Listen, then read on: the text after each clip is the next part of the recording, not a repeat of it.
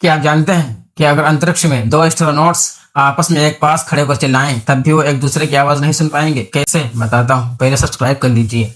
देखो, अंतरिक्ष पूरी तरह वैक्यूम है और आवाज को एक जगह से दूसरी जगह पहुंचने के लिए हवा या किसी और माध्यम की जरूरत होती है। अब अंतरिक्ष में हवा न होने के कारण हवा सामान्य तरीके से यात्रा नहीं कर सकती। इसी वजह से एस्ट्रोनॉट्स आपस में बात करने के लिए रेडियो कम्युनिकेशन का इस्तेमाल करते हैं। यानी अंतरिक्ष में कितना ही बड़ा धमाका क्यों न हो जाए, अगर आप उसे सीधे सुनने की कोशिश करेंगे तो आपको कुछ भी नहीं सुनाई देगा।